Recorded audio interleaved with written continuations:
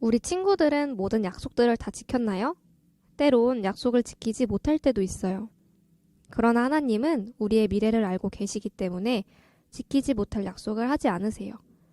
하나님께서는 그분의 백성인 이스라엘 자손이 가나안 땅을 그들의 소유로 얻게 될 것이라고 약속하셨어요. 이 약속이 실현되기를 700년 동안 기다린 후에 마침내 약속의 땅으로 들어갈 시간이 다가왔어요. 비록 그들은 요단강 근처에 있었지만 강을 볼 수 없었어요. 여호수아는 아침 일찍 일어나서 이스라엘 백성을 강둑으로 인도해 그곳에서 사흘을 머물렀어요. 여호수아는 관리들을 진 가운데로 보내어 백성들에게 지시했어요. 제사장들이 너희 하나님 여호와의 언약궤를 맨 것을 보거든 너희가 있는 곳을 떠나 그 뒤를 따르라. 관리들은 그들에게 알려주었어요. 휘장 아래에는 언약궤라고 불리는 금박을 입힌 상자가 있었어요. 40년 전에 하나님께서는 이 특별한 상자를 만드는 법을 모세에게 알려주셨어요. 이스라엘 백성이 여행하지 않았을 때 그것은 장막이라고 불리는 하나님께 예배드리는 장소에 보관되어 있었어요. 하나님께서는 그분의 백성 가운데 거하기를 원하신다고 하셨고 그 목적을 위해 장막이 세워졌던 거예요. 이 언약궤는 매우 거룩한 거예요. 하나님께서는 언약궤를 어떻게 다뤄야 하는지 그에 관한 많은 규칙들을 정해주셨어요. 그것에 가까이 하지 말라 라고 관리들에게 경고했어요. 하나님께서 이 모든 특별한 규칙들을 정하신 데는 이유가 있었어요. 그분은 백성에게 하나님과 사람 사이에는 차이점이 있음을 상기시키고 계셨던 거예요. 하나님은 거룩하시고 우리는 죄인이라는 것이에요. 우리가 하나님을 기쁘시게 하지 못하는 일을 할 때마다 우리는 죄를 짓는 거예요. 이러한 일들이 우리를 거룩하신 하나님에게서 떼어놓지요. 하지만 죄를 한 번도 지으신 적이 없는 주 예수님께서는 우리를 하나님께로 가까이 데려가실 수 있어요. 하나님의 아들이 십자가에서 돌아가셨을 때 하나님 아버지께서는 여러분과 저의 죄를 아들에게 담당시키셨고 우리들이 행한 잘못에 대한 벌을 대신 받는 그분이 하나님께로부터 분리되었어요. 친히 나무에 달려 그 몸으로 우리 죄를 담당하셨으니 라고 말씀하세요. 주 예수님은 3일 만에 죽은 자들 가운데서 다시 살아나셨고 지금은 하늘나라에 살아계세요. 그분은 여러분의 죄를 위해 돌아가셨다는 것을 믿으면 그분은 여러분의 죄를 용서해 주시고 하나님께 가까이 나아갈 수 있어요. 이것이 바로 여러분을 향한 하나님의 놀라운 약속이랍니다. 백성이 언약궤에 가까이 다가가지 못한 또 다른 이유가 있었어요. 너희가 이전에 이 길을 지나보지 못하였음이라 라고 관리들이 백성에게 상기시켰어요. 너희는 언약궤를 너희 앞서 충분히 멀리 보내어 모든 사람이 그것을 보고 마땅히 가야 할 길을 인도받을 수 있도록 하라.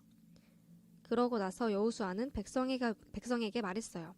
너희 자신을 성결하게 하라. 여호와께서 내일 너희 가운데 기이한 일들을 행하시리라. 성결하게 한다는 말은 그들 자신을 순수하게 지킨다는 뜻이에요. 그들은 하나님과 또 그들에게 해주신 하나님의 약속에 대하여 생각했어요. 특별히 가나안 땅을 그들에게 주시기로 한 약속에 관한 것이에요. 여호수아는 백성이 하나님께서 이전에 그분의 약속을 어떻게 신실하게 지키셨는가를 기억하는 것이 중요하다는 것을 알았어요. 이것은 그들과 약속의 땅 사이를 갈라놓고 있는 강을 건너는 도전에 대하여 여호와를 신뢰할 용기를 줄 수 있는 거예요. 여러분이 만약 주 예수님을 여러분의 구주로 영접한 하나님의 자녀라면 하나님은 신실하시고 그분의 약속을 지키시는 분이심을 기억하세요. 아마도 여러분이 해야 할 일을 알고 있고 그것을 할 능력이 없을 때가 있을 거예요. 여러분은 하나님께서 여러분이 다른 사람들에게 하나님에 관해 말하기를 원하신다는 것을 알고 있어요. 하지만 여러분은 그렇게 했을 때 친구나 가족이 어떻게 생각할지 두려울 수가 있어요. 여러분은 하나님께서 여러분의 죄에 대해서 아니요 라고 말하여 여러분의 삶이 그분에 대한 좋은 간증이 되기를 원하신다는 것을 알아요. 하지만 여러분이 죄가 되는 일을 행하거나 생각하는 것을 멈출 수 없는 것처럼 보일 때가 있어요. 그리고 여러분은 하나님께서 여러분이 매일 성경을 읽고 기도하는 시간을 가지는 것을 원하신다는 것도 알고 있어요. 하지만 여러분은 성경을 이해할 수 없고 무엇에 대해 기도해야 하는지 모른다고 생각할 수가 있어요. 때때로 여러분의 두려움이나 잘못된 태도가 여러분이 하나님께서 원하시는 일을 하신 것을 막을 때도 있어요.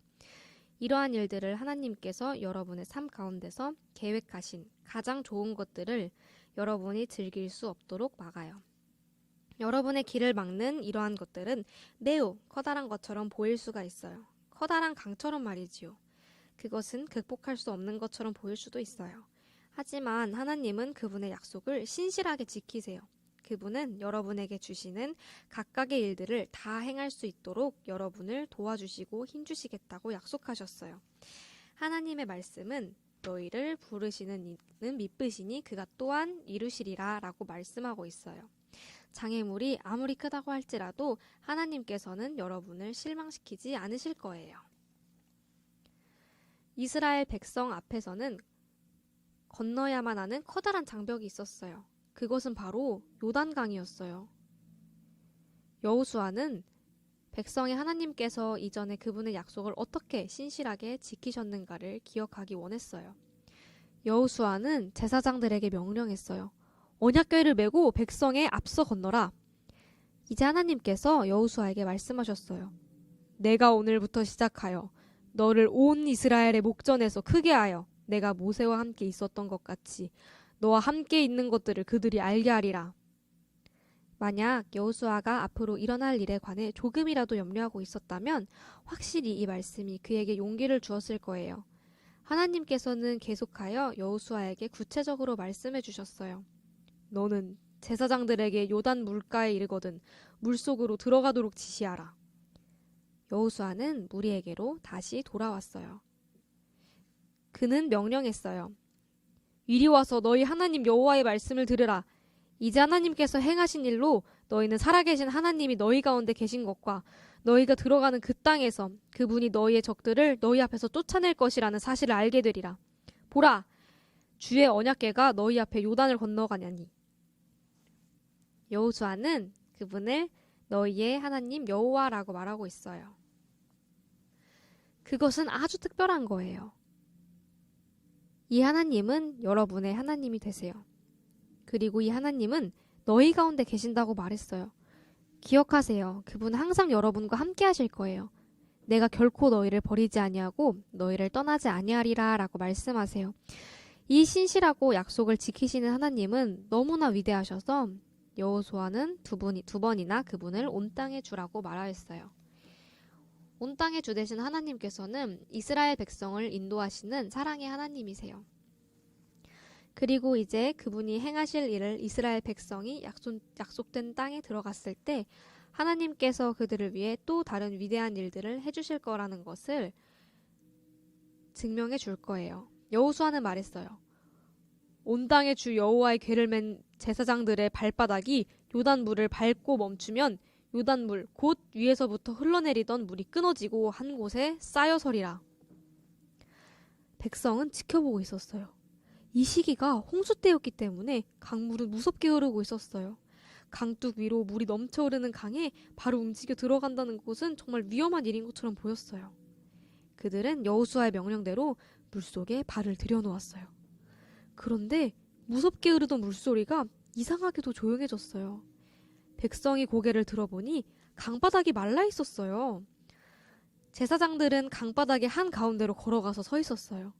백성들은 따라 들어가서 제사장들을 지나쳐 건너편 강둑으로 올라갔어요.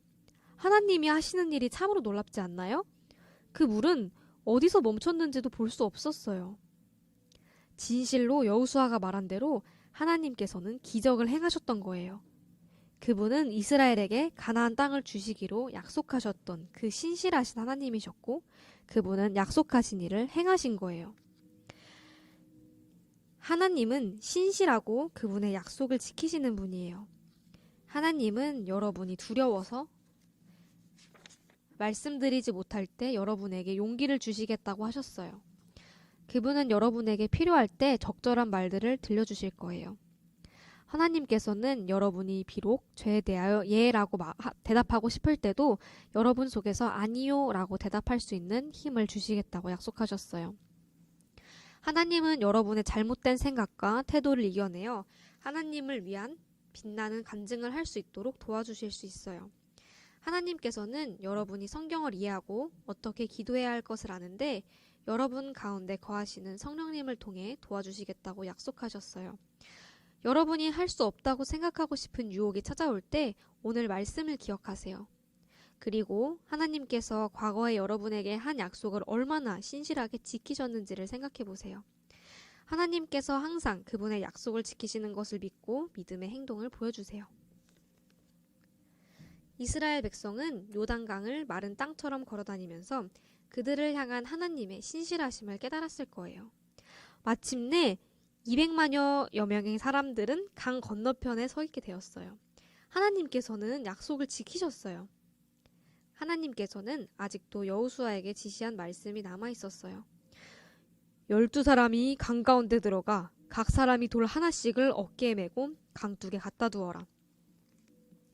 그리고 증거궤를 맨 제사장들을 명하여 요단에서 올라오게 하라.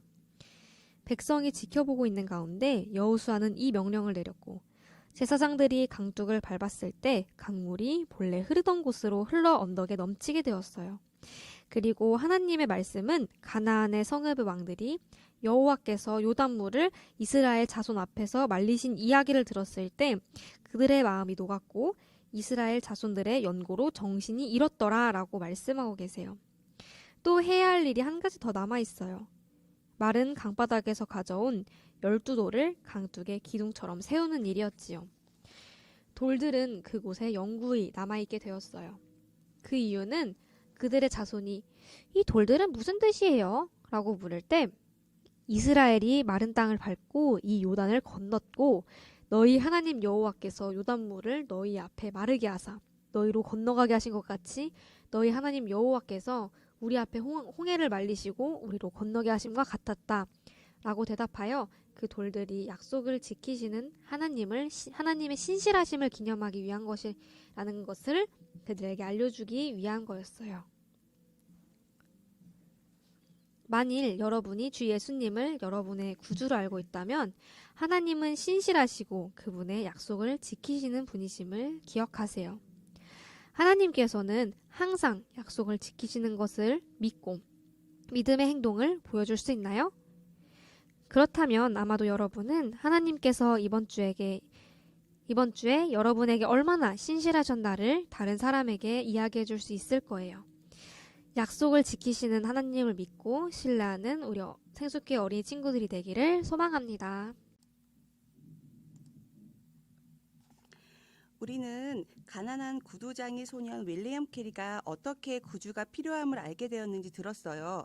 그리고 윌리엄 캐리가 예수님을 참으로 신뢰했고 또 다른 사람들에게 예수님을 전해주기를 간절히 원했던 것에 대해서도 들었어요. 윌리엄은 이제 참으로 행복하고 바쁜 사람이 되었어요. 그가 낮에는 구두를 만들고 밤에는 학교에서 공부를 가르쳐 돈을 벌었던 것을 기억하나요? 그 외에도 그는 무엇을 했다고 했나요? 윌리엄은 배우고 싶은 마음으로 갈급했어요. 그가 일하는 의자에는 항상 책이 놓여 있었어요.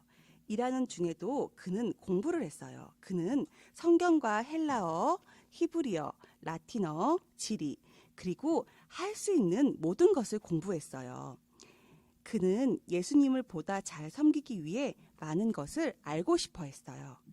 마을에 있는 사람들은 이 바쁜 구두 기술자 선생님이 얼마나 하나님을 사랑하는지를 알고 있었어요. 그들 중 몇몇 사람은 주일에 교회에서 말씀을 가르쳐 달라고 요청했어요. 오래지 않아 다른 마을에서도 윌리엄에 대해 듣고 찾아와서 자신들을 위해서도 설교해 주기를 원했어요. 윌리엄은 멀리 떨어져 있는 마을에서도 즐겁게 걸어가서 전도했어요. 겨울이나 여름이나 비가 오는 날에도 아랑곳하지 않았어요. 하나님의 말씀을 가르치고 예수님에 대하여 사람들에게 전해주는 것보다 그에게 더 행복한 일은 없었어요. 그럼에도 윌리엄은 자주 슬픈 마음을 가졌어요.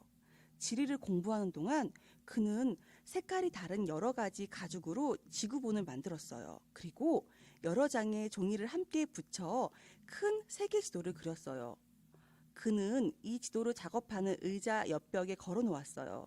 그 위에 그는 각 나라의 인구가 얼마이며 어떤 말을 하는지 또 그들의 종교는 무엇인지 등을 기록해 놓았어요. 이 젊은 구두 기술자든 이 지도나 지구본을 바라볼 때마다 슬픔을 느꼈어요. 99개 나라의 사람들이 참 하나님 대신에 이상한 우상들을 섬겼기 때문이에요. 그리고 53개 나라 사람들은 이슬람교를 믿었어요. 그들은 물론 예수님을 믿지 않았어요. 제 가운데 이뤄져 있는 수백만의 사람들을 생각할 때마다 윌리엄의 눈에는 자주 눈물이 가득했어요. 지도를 볼 때마다 마음이 아팠어요. 그는 세상에 이뤄져 있는 사람에 대한 하나님의 사랑을 나누었어요. 그러나 가난한 구두장이가 무엇을 할 수 있겠어요? 그는 단지 이 사람들을 위해 매일 기도할 수밖에 없었어요.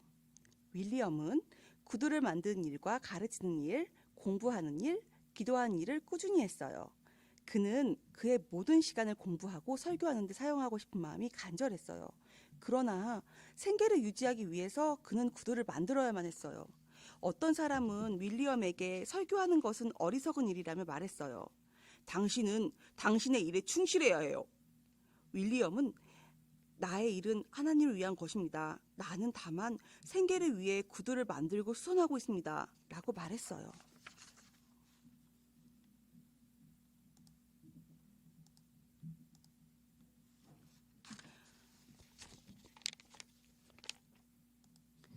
윌리엄이 구두를 만들어준 어느 한 사람은 매우 현명하고 친절했어요. 어느 날 윌리엄이 그 사람에게 구두를 배달해 주었을 때 그는 물었어요. 구두를 만들어서 당신은 일주일에 얼마를 법니까? 9실링 내지 10실링 정도 됩니다. 윌리엄은 대답했어요. 그 사람의 눈은 좋은 생각이 있는 듯 번쩍였어요. 저 지금 하고 싶은 말이 있어요. 당신은 나를 위해 이제 구두를 만들 필요가 없습니다. 윌리엄은 놀라서 눈을 깜빡였어요. 그 사람은 미소를 지으며 당신은 계속 공부를 하고 설교만 하십시오. 제가 당신을 위해 일주일에 10실링을 드리겠습니다. 그 행복한 구두장이는 그 사람에게 뜨겁게 감사했어요. 그리고 하나님께 감사했어요. 하나님이 그 사람을 통해서 자기를 도와주셨다는 것을 알고 있었어요. 이제 그는 보다 많은 시간을 공부할 수 있었고 전적으로 전도와 말씀을 전하는 일을 할 수 있게 되었어요. 그러나 윌리엄은 목회자나 교회가 없는 다른 나라 사람들을 잊을 수가 없었어요. 만일 그들을 도울 수만 있다면. 그는 이 문제에 대해 그의 친구 목회자들에게 말했어요. 우리는 이방인들을 위해 무엇인가 해야 합니다. 그러자 목사님들은 모두 윌리엄보다 나이가 많았어요. 그들은 윌리엄이 그냥 큰 생각을 가지고 있는 열정 있는 젊은이라고만 생각했어요. 그들은 윌리엄이 말한 것에 대해 별로 신경 쓰지 않았어요. 그러나 윌리엄은 포기하지 않았어요. 그는 기회가 있을 때마다 우리는 하나님의 말씀이 없는 나라에 선교사를 보내야 합니다. 라고 말하곤 했어요. 어느 날 어떤 목사님들의 모임에서 물어보았어요. 한 지도자가 우리가 토의해야 할 다른 사항이 있습니까?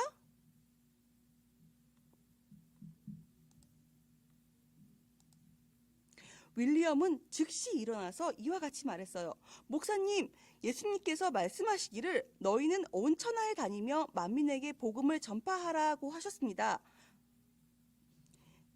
주님의 이 말씀을 토론했으면 좋겠습니다. 예수님이 제자들에게 말씀하셨듯이 또한 우리에게도 복음을 다른 나라에 전하라고 말씀하신다고 생각하지 않으십니까? 윌리엄은 우리 모두가 어느 곳에서나 사람들에게 예수님에 대해 말하는 것이 예수님의 뜻이라는 것을 목사님들이 깨닫게 되기를 원했어요. 그 모임의 지도자는 그의 주장을 별로 좋아하지 않았어요. 그는 엄하게 말했어요. 젊은이, 앉아요, 앉아. 만일 하나님이 이방인을 회심시키기 원하신다면 우리의 도움 없이도 하실 거요. 슬픈 마음으로 윌리엄은 자리에 앉았어요. 목사님들은 전혀 이해하지 못했어요. 하나님은 예수님이 하나님의 아들이며 유일한 구세주라는 것을 세상 모든 사람들이 듣기를 원하셨어요. 하나님이 세상을 이처럼 사랑하사 독생자를 주셨으니 이는 그를 믿는 자마다 멸망하지 않고 영생을 얻게 하심이라. 그들은 성경도 없는데 어떻게 하나님을 알 수 있을까요? 내가 할 수 있는 일은 무엇일까? 윌리엄은 생각했어요. 어떻게 해야 다른 나라에 선교사들을 보내야 된다는 것을 그리스도인들로 하여금 알 수 있을까? 그는 이 일에 대하여 생각하고 기도했어요. 이 일에 대해 설교했고 이것들을 들어주는 누구에게나 그것에 대해 말했어요. 그리고 마침내 그가 만난 어떤 사람이 말했어요. 그렇다면 우리가 먼 곳에 선교사를 파송해야 하는 이유를 글로 써서 알려보세요. 그것을 인쇄하여 교인들에게 나누어 주어 읽을 수 있도록 말이에요. 그렇게 하고 싶습니다. 윌리엄은 대답했어요. 그러나 글을 잘 쓸 수 있을지 모르겠습니다. 게다가 인쇄할 비용에 여유조차 없군요. 당신은 그것을 쓰십시오. 인쇄 비용은 제가 부담하겠습니다. 그제서야 윌리엄은 하나님께서 자기가 그것을 쓰기 원한다는 것을 알고 있었어요. 하나님이 그를 도와줄 또 다른 친구를 보내주신 거예요. 하나님은 과연 어떤 계획을 가지고 계실까요? 신나고 즐거운 복습기 시간이 돌아왔습니다. 자, 문제 바로 낼게요. 첫 번째 문제 주세요. 여호수아가 왜 강둑 바닥에 있는 돌을 주어서 기둥을 만들었을까요? 이거는 서술형 문제예요. 아까 전도사님이 말했어요. 열심히 들은 친구들 다 맞출 수 있을 거예요. 정답을 아는 친구는 한데이 전도사님 카톡으로 정답을 보내주세요. 자, 두 번째 문제 주세요. 주세요. 네. 자, 우리 여호수아에 대해서 오늘 함께 배워봤어요. 자, 그런데 오늘 하나님께서는 땡땡을 지키시는 분이시다. 다시 한 번 더. 하나님께서는 땡땡을 지키시는 분이시다. 자, 이 답을 아는 친구들에게는 전도사님 카톡으로 보내주시면 되겠어요. 어렵지 않죠? 네, 좋아요. 네, 정말 쉬운 문제예요. 세 번째 문제 주세요. 세 번째 문제는 선교사 이야기에서 나온 것에서 문제를 낼 거예요. 자, 윌리엄 캐리가 다른 나라로 보내고 싶어 했던 것은 무엇일까요? 것이라고 하니까 조금 이상한데 사람이에요? 직업이에요? 직업이라고 하면 좀 이상한데 무엇이에요? 어쨌든 그것을 정답에 아는 친구는 한전사님 카톡으로 보내주시면 됩니다. 자, 여러분들 문제 풀어보니까 어때요? 문제가 절대 어렵지 않았어요.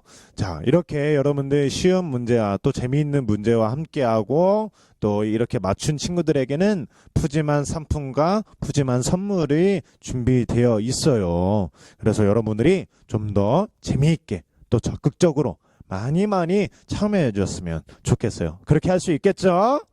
네, 감사해요. 자, 오늘은 여기서 마무리하고 그러면 우리 다음 주 이 시간에 또 만나도록 해요. 안녕!